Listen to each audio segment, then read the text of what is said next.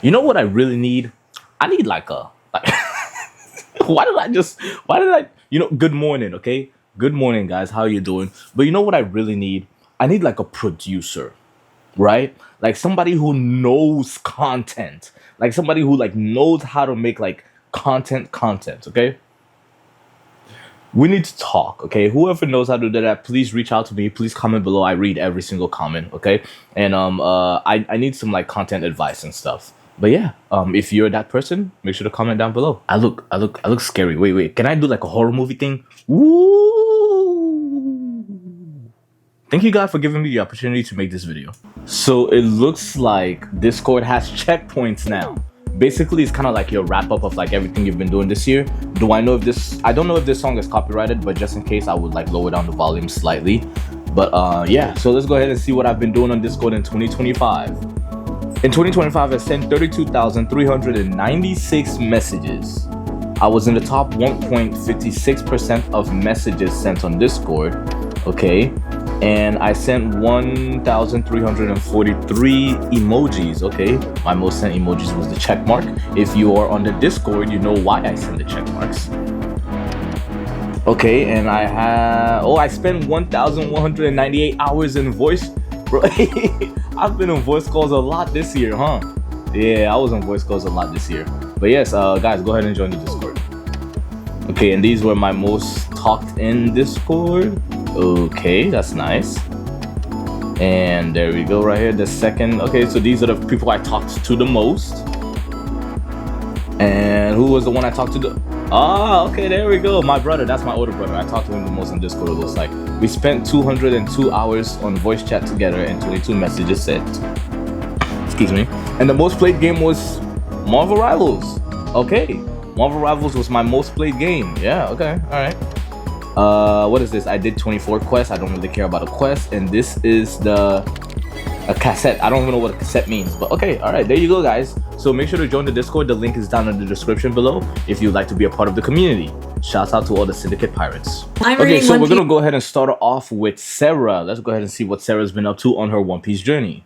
Right now, let's talk about Long Ring, Long Land, and the start of Water 7. Okay. So we've got some weird stuff going on here. First off, we float down from Skypiea by having this giant octopus hot air balloon thing carry us down, which is ridiculous. No, it's not. That makes sense. You guys never float with octopuses before? I float with octopuses all the time. I do not. But you guys never done that before? We also end up on an island called Long Ring, Long Land, and we meet this guy named Tanjit, and he basically has been stuck on stilts for 10 years. He says that he really just loves stilts and wanted to build the tallest stilts in the world, and so he does this, but he's also afraid of heights and gets stuck on the stilts, and he stays there for 10 years. And to add insult to injury, also the bamboo that his stilts are made out of keep growing, so keep getting higher. It's insane, but that's the kind of weird thing that just hits for me. I don't know, I loved it.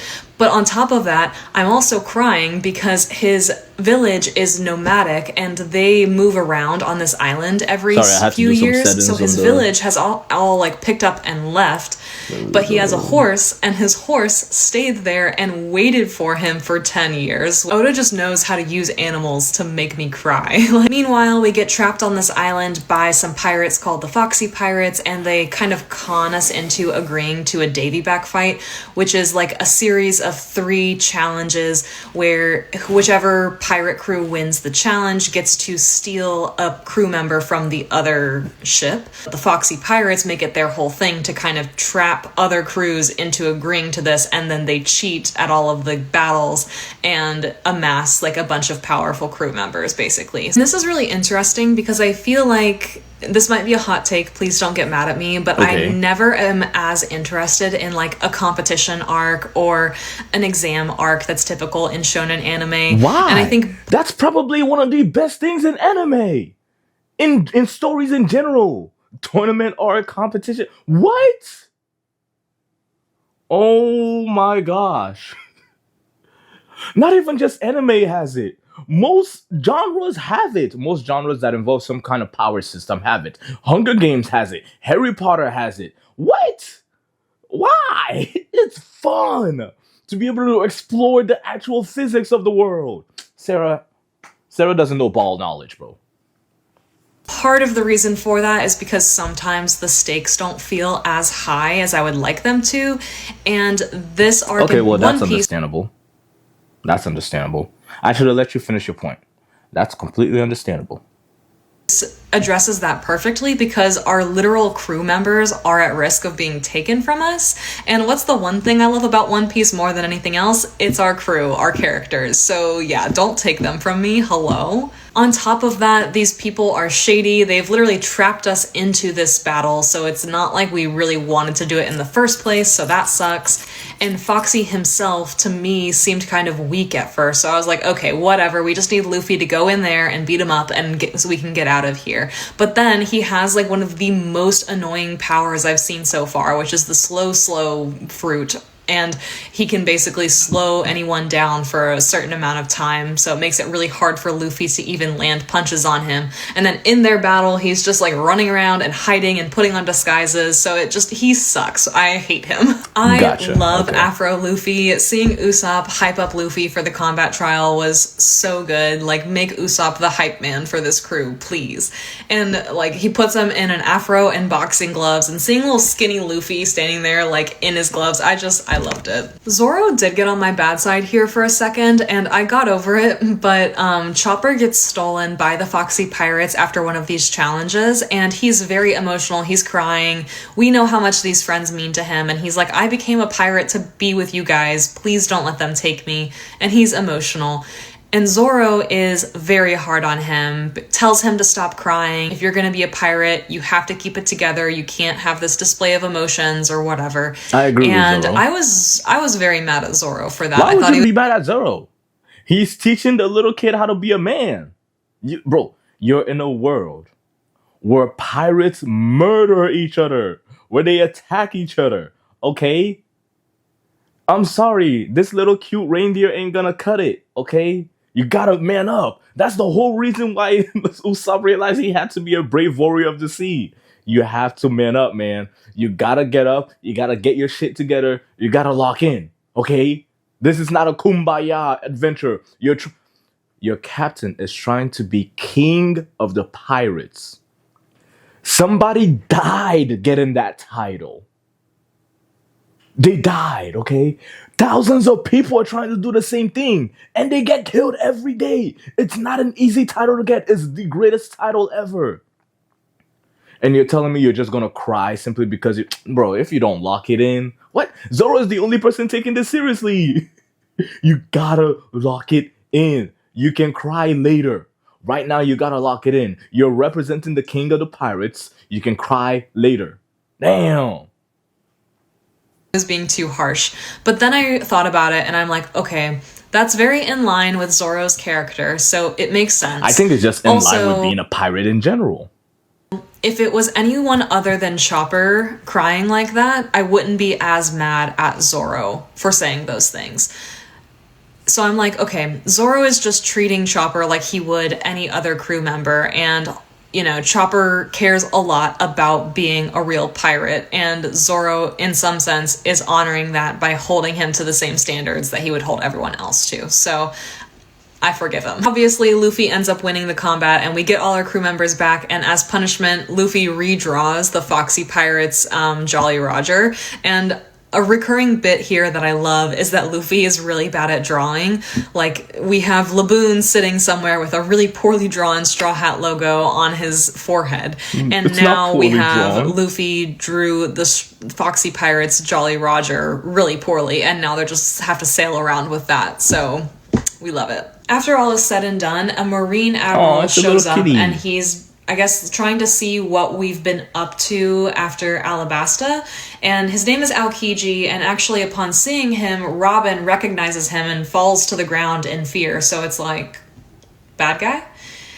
And then he actually helps Tanji to like find the rest of his village that has moved on to a different location on the island, so it's like, maybe good guy. Then he starts talking about how he's actually scared of the Straw Hats because of the power that they're showing. And in particular, he's nervous about the fact that Robin has joined them, and he talks about how she's dangerous and every organization that she's ever been a part of has fallen. So it starts kind of planting some fears for what her deal is. And then Robin attacks Aokiji, and he starts fighting back, and she gets frozen by his devil fruit powers. And then Luffy ends up challenging him to a one-on-one, which he loses and also ends up getting frozen. But Aokiji decides not to kill him out of, like, I think thanks for taking care of Crocodile for him. So this kind of snaps us back to reality, because it's like, okay, the Marines can and will follow us and keep tabs on us, and some of them are worried or potentially scared of us, but also they could probably just take us out if they really wanted to, because Luffy very obviously wasn't quite strong enough to take on Aokiji at this point. So from there, though, we are off to the next island looking for a shipwright to do some repairs for the Going Merry. We meet someone named Kokoro and her granddaughter Chimney, and they give us some information on how to find a shipwright at the next island, which is called Water 7. I love the design of Water 7 as a city. It exists on the water, and most of the transportation throughout the city is done through canals, so I love the Venice-type vibes going on here. Also, by the way, those who do not know, I have been to Venice before. It was actually for a fan meetup. We went to meet you guys, some of the fans in Venice, and I'll try to show some pictures of it. But yes, we have been to Venice before. A special type of animal called a Yagara bull, which is used to ride around on these canals. I love the world building here. Not only is the city design so unique and interesting, but also there's a specific type of animal that exists for the people in this city to use to get around. However, things very quickly start going wrong. First off, Robin and Chopper are shopping, and Chopper is so excited to go into a bookstore when Robin disappears. So right off the bat, we're missing a crew member.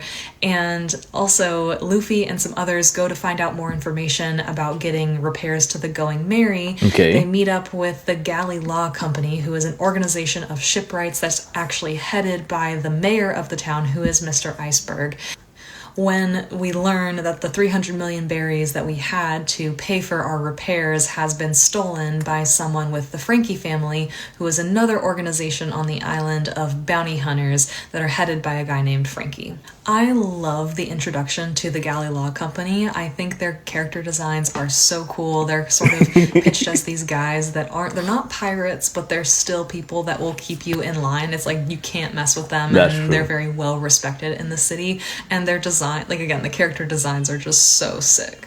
I think I will end this video there. In the next video, we'll keep talking about the events that play out on Water 7. I look forward to the next video. Actually, you guys want to watch the next video right now? I'm reading One Piece right now. Let's talk about Nico Robin. Okay, so I am guessing at this point in the story, right here, the one we're looking at right now, she has done most of Water 7 and Enies Lobby. And her backstory. Okay. So I'm also filming a video about Water 7 and Enies Lobby, but I just could not fit everything into one, so I decided to make an entire video just for Robin, because I have so much to say about her, and I want to give her the time that she deserves, because I love her character. So we have I feel like you and Robin have a lot in common in the sense that you're a researcher, and she is something of a researcher, archaeologist, really, but yeah. Hat's desperately trying to save her from CP9 at Enies Lobby, and Robin is resistant to the fullest. She wants to die, and she truly believes the best thing for everyone is just to let her die, and she wants her friends to go sail on and continue on their adventures without her. But the Straw Hats are also very persistent in trying to save her, and upon seeing their efforts, the efforts that they go to rescue her, she begins to reflect on her past, and that's where we get her backstory. So we see that as a child, Robin's mother, Olvia, wanted to discover the history or the truth behind the 100-year void in history, which is between 800 and 900 years ago. There's a period that nobody knows anything about. What we do know is that 800 years ago, when the void ended, is when the world government was founded.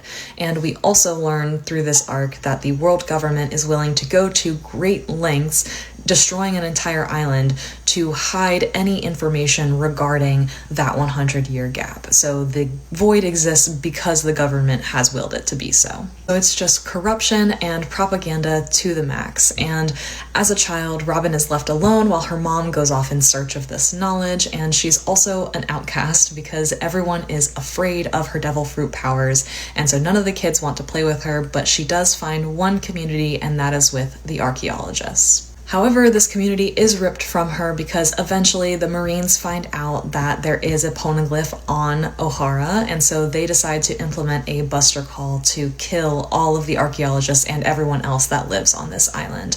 Before the Marines get there, Olvia, Robin's mother, does return, and we have this heartbreaking moment where Robin knows that that's her mom, but Olvia doesn't want to acknowledge Robin because that would incriminate her, and she wants Robin to live safely.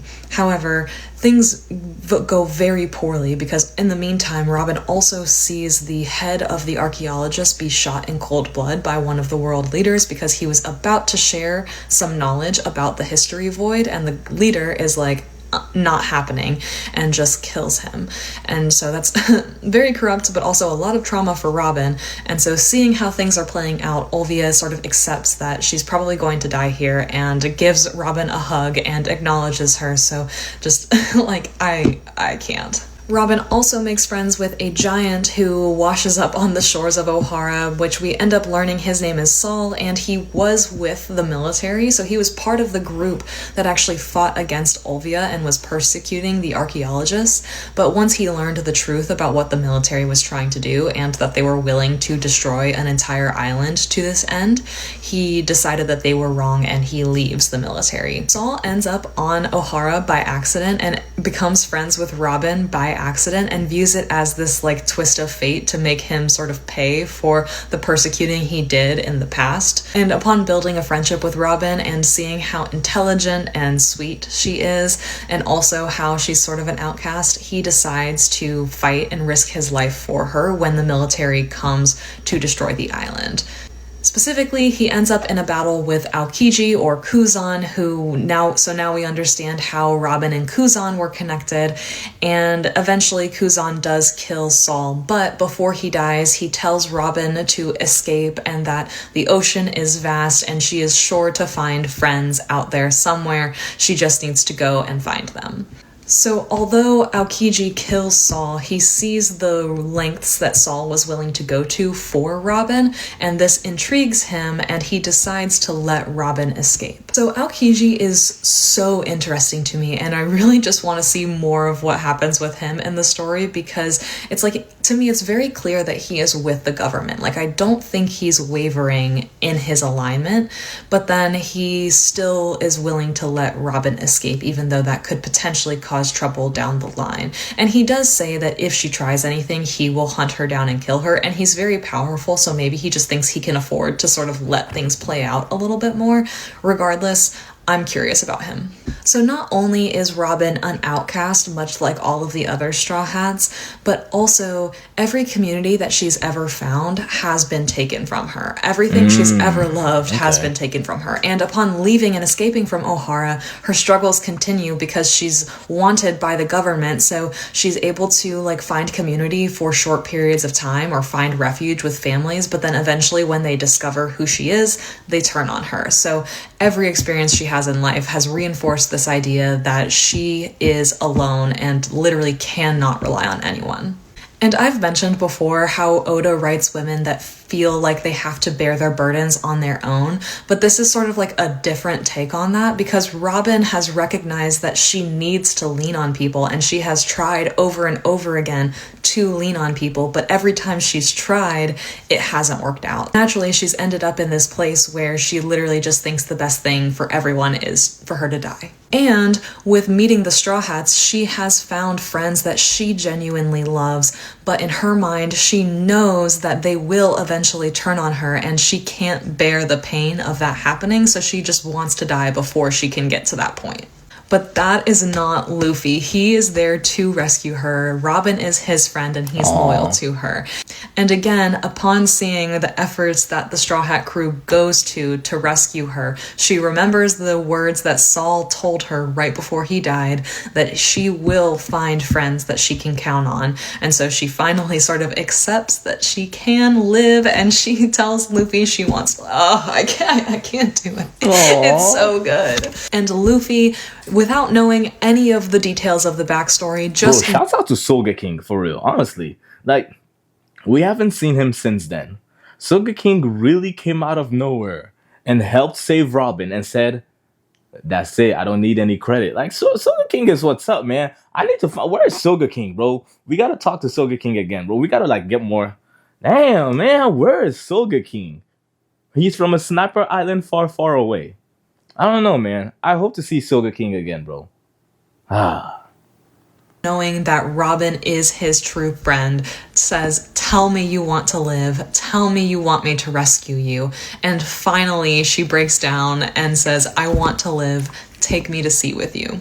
I have seen the anime episodes for this scene, and anytime I just think about the English voice actor screaming, I want to live, take me with you, take me away from here, I am moved to tears. Like, it hits so hard. I love this for so many reasons. First off, Robin is 28 years old. Like, it's not like her brain is still, like, in adolescence. Like, she's a full adult, so it would take immense strength and courage to be able to change the way that she views the world and be able to actually trust Luffy. The fact that she does it is incredible.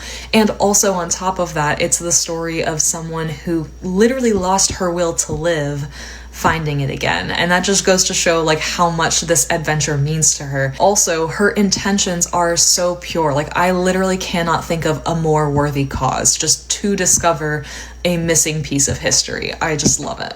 I really can't convey just how good I think this is. Like, I can't think of any character in any story that I've read or watched that compares to the emotional impact I've had from reading about Nico Robin. I love your love for Nico Robin. Gosh, man.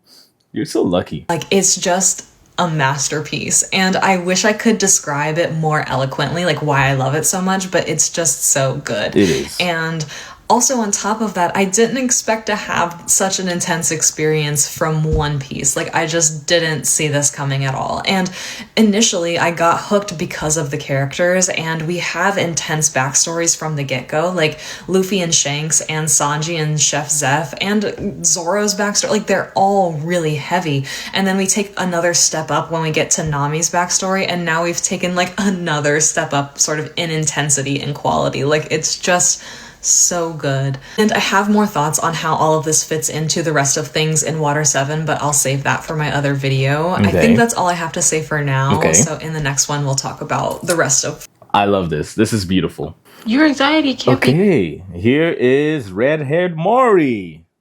That bad about finishing Marineford. I had a full It's still so strange how she says Marineford. I always said Marineford. Your accent is coming out, Marineford. Of nails on Wednesday. I have picked it all off. You picked off your nails? Out of anxiety? We need to talk about your stress management skills. I am sure your therapist has already talked to you about this. But really? Damn, is that bad? Damn. You found it! This is Ali, author of A World Apart. Okay, so this is somebody completely new that we haven't done a video of before. Didn't you? The legendary treasure! Okay, alright. She has not done any updates on One Piece. Frick! Ali! Ali! Do an update on One Piece! Ali! Hi, Juliette. Understand anything from this panel at all? Just a bunch of scribbles. Nigga, what am I looking at? What am I looking at? I feel like I have fully just carved out my piece of the internet because what do you mean I just got these two today? She got a reply from Viz Media and Crunchyroll. Congratulations, red-haired Mori. I'm proud of you. I was gonna sleep, go to bed, took my hijab off, was getting ready comfy, but But I continued reading, and I got halfway through. That's your first mistake. When you start reading, you can't stop. Skypiea, land of the gods of the White Sea. Not only is the place above the clouds that they arrive to is called the White Sea, that is currently 23,000 feet above the Blue Sea, but also there is one above it, 33,000 feet above the Blue Sea, called the White Sea. Crossed this heaven gate and arrived at Skypiea, the land of the gods of the White Sea. We got saved by the Sky Knight. What was his face? My notes. I'm taking lots. That's a lot of notes. Lots of things are happening. What's his face? Ganfor. And there's a different currency up there. Now,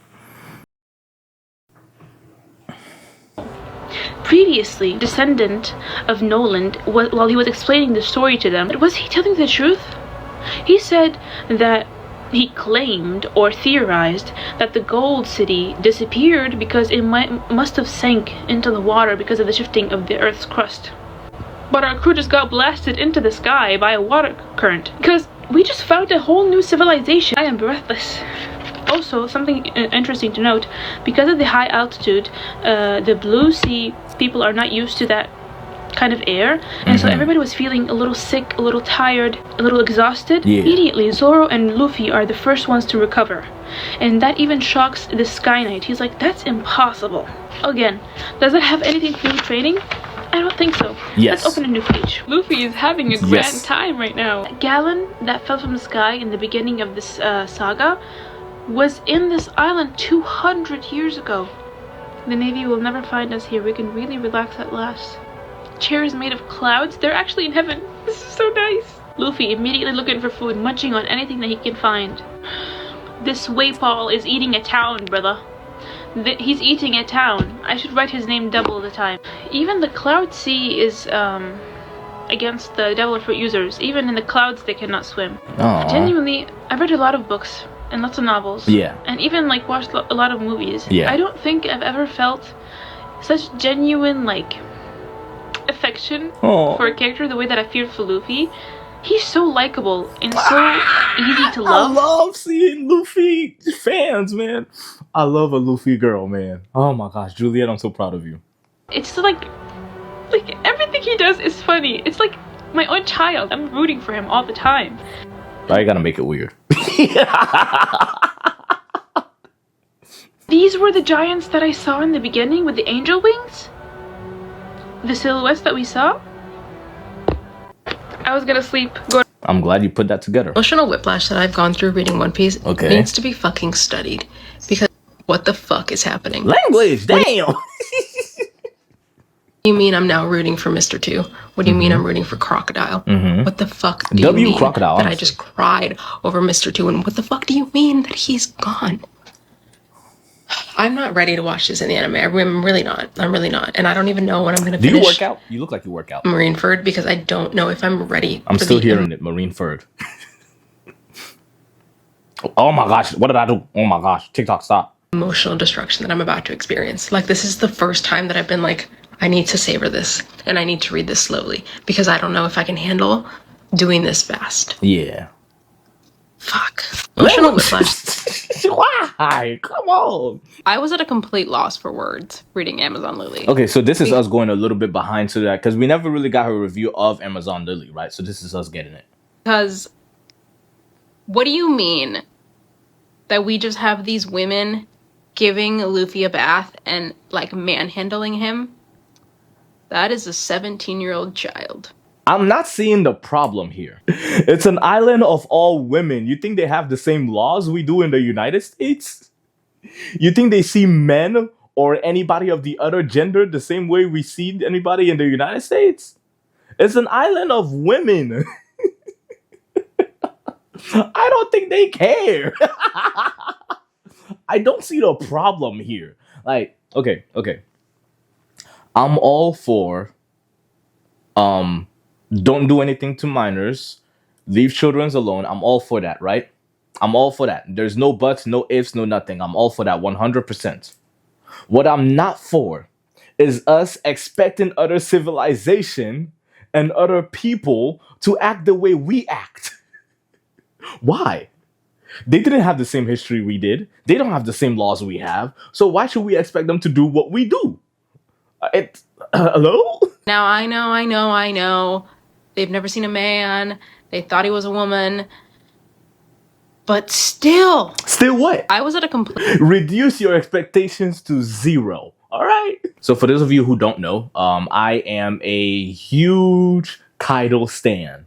Okay? He's easily one of my favorite pirates in history. Not in One Piece in general. I know One Piece is not like I know Kaido's not like a real person in history, right? But still, he's one of my favorite pirates in history. And this is me watching a video glazing Kaido because I love Kaido. In search of a place to die.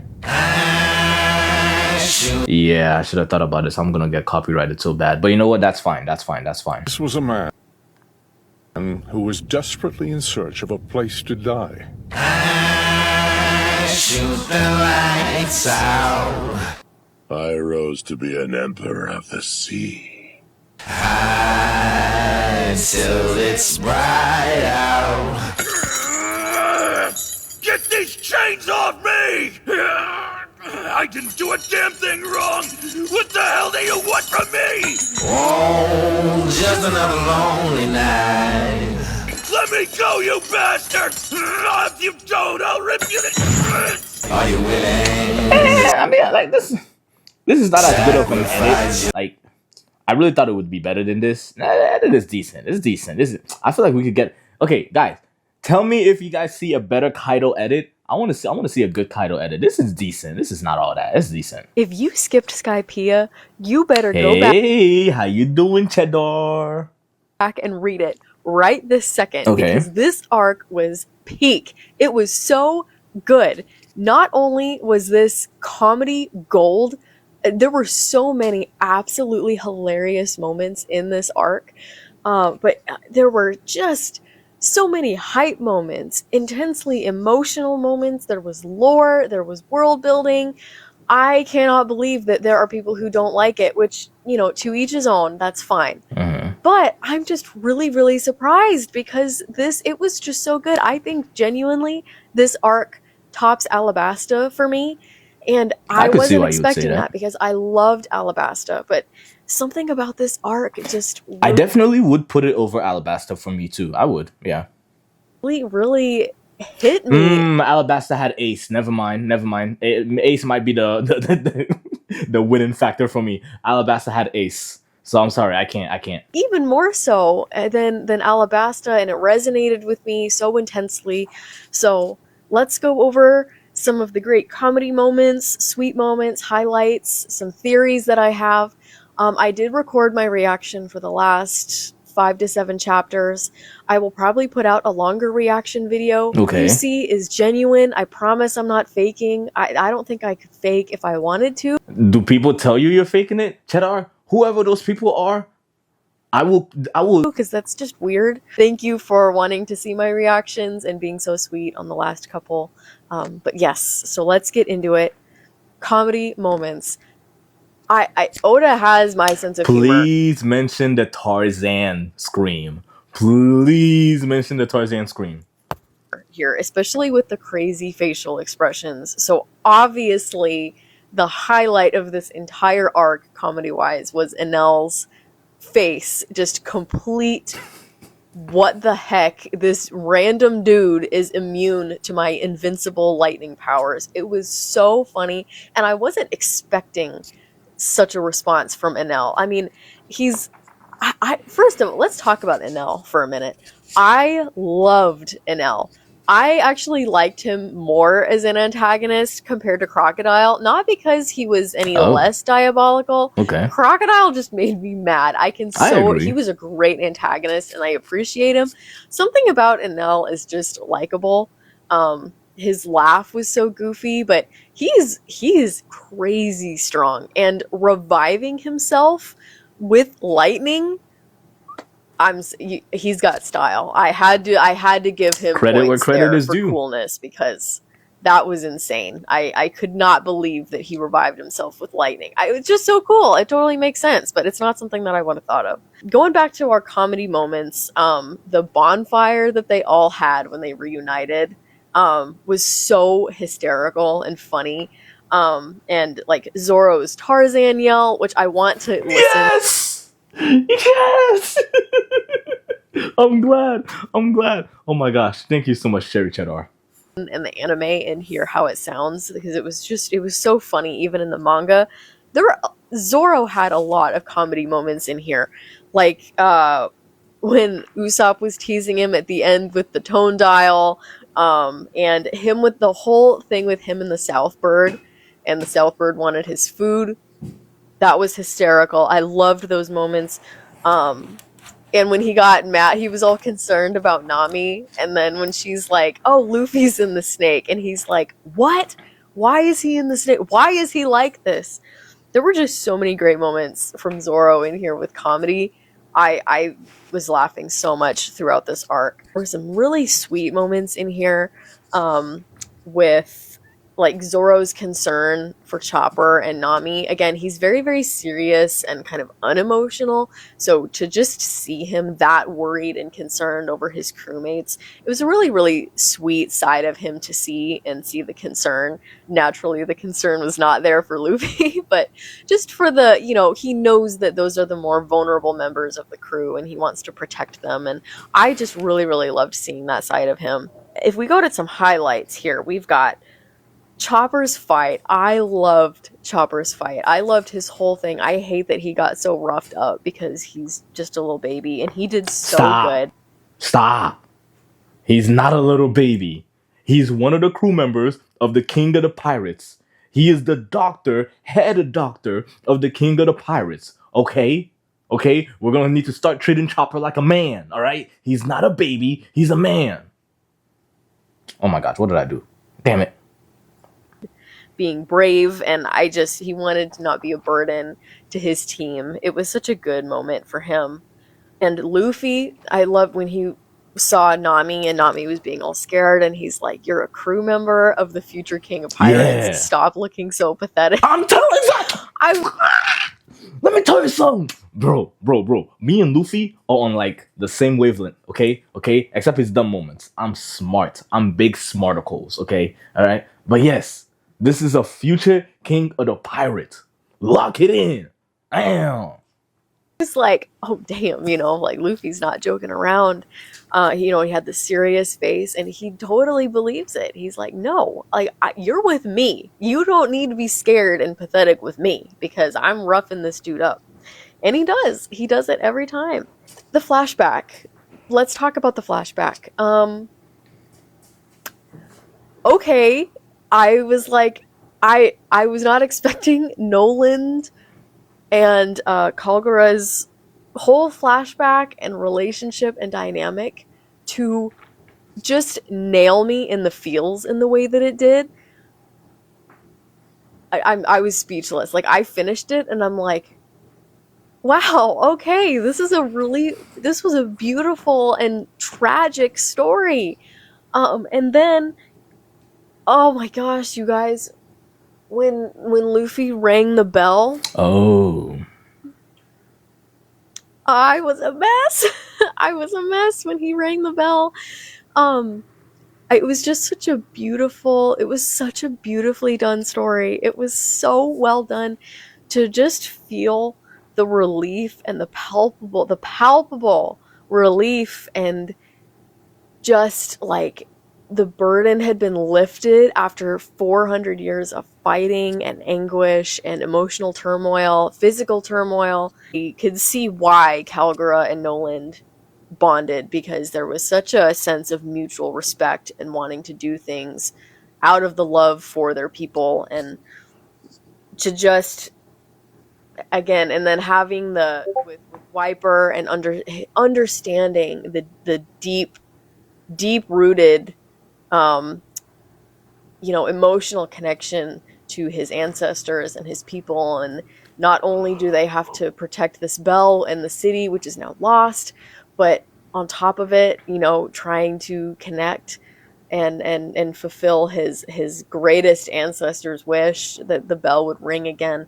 It makes sense on why he was so upset and emotional and everything. Bonji's sacrifice as well was so good. Because they were acting like he was gonna have Usopp sacrifice himself, and the fact that he went and did it. Oh my gosh, you guys, how can people not like this arc? There were so many good moments. And Nola, the snake, I was not expecting to feel any emotional attachment to a snake, but I guess Oda is just the biggest empath with animals because he's... Oh, I got emotional over a snake. I was crying over a snake. I love Nola, and I'm so glad that she got to hear her bell ring again. This is way longer than I originally anticipated, so I'm going to do a part 2, wrapping up my theories and questions. Yes, Okay. This is the end of part 1. Go to part 2. If you... Okay. Now, you guys know I wasn't going to do you guys very dirty. Let's go ahead and watch part 2. Part 2. So that's pretty much all the highlights, at least in my notes. Okay. That I have written down. I would like to do a longer, uninterrupted YouTube video as well on Skypiea because Did she do a YouTube video? That's a good question. Actually, where's your YouTube channel? Cheddar! And questions. And Nell is still here. He was not defeated completely. It showed him kind of going off toward the moon, towards his endless Varse. I wonder if we're going to see more of him because he seems like too good of a character to just like drop off and leave. So I'm very curious to see what's going to become of him. And I did think it was interesting because he technically got what he wanted. I mean, he erased Angel Island and he still got his ship and he still got to leave. He wasn't like, he didn't get captured by the Navy. He wasn't killed. He wasn't anything. So I don't know. I'm interested to see what will happen with Enel in the future. So then the next thing was everything with the Poneglyph and the bell. So Robin at the end is reading the hieroglyphs, and it's another weapon about Poseidon, but then she also sees a message from Roger, Gold D. Roger. And I was reading that, and I was like, wait a minute. Gold D. Roger. That's like Monkey D. Luffy. So I was like, oh, that's interesting. Like, that's an interesting connection. And Robin was shocked that Roger knew how to read and interpret the glyphs and write them. And he said, like, this has been, like, the purpose of this has been fulfilled. So not only now is the village free of the burden and responsibility from guarding the bell and the Poneglyph, Robin also, she can go to the end of the Grand Line now and make her report, which I'm like, holy cow, like, I need to know more about Robin. Like, why is she searching for these in the first place?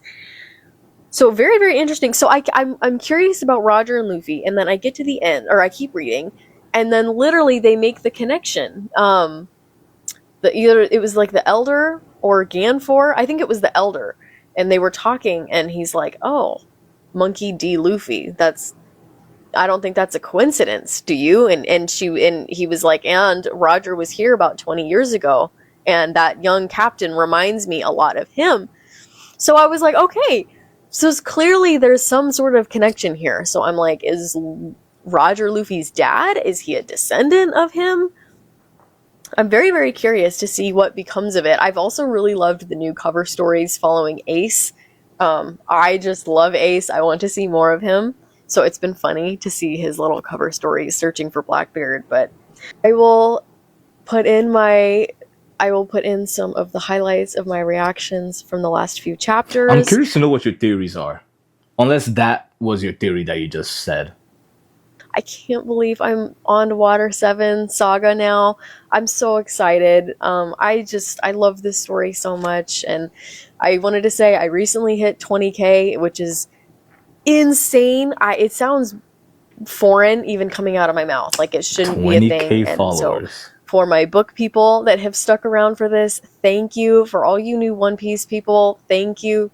This story has done so much good for me. I love it so much. It's the highlight of my day when I post a video and I get to talk with you guys and geek out about this in such a positive way. It's been such a blast. I'm so glad I still have so much left to go. But yes, love you guys. Thank you. I'll catch you at the next update.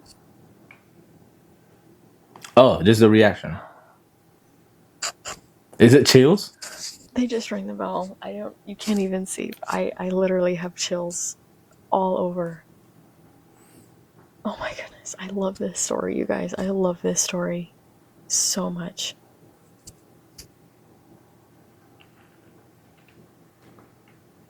This is so weird.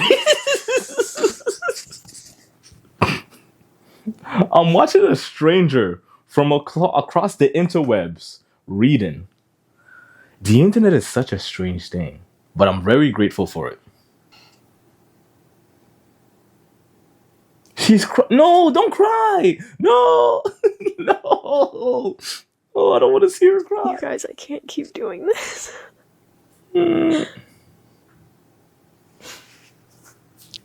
Oh my goodness.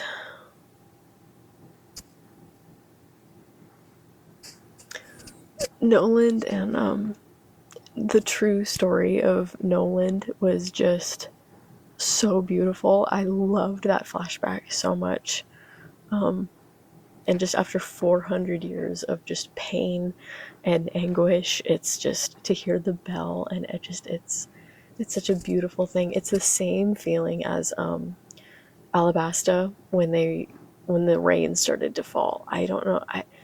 It's amazing how Oda is able to just write and capture these beautifully and so intensely emotional moments. You can feel the relief from all sides and the emotions, and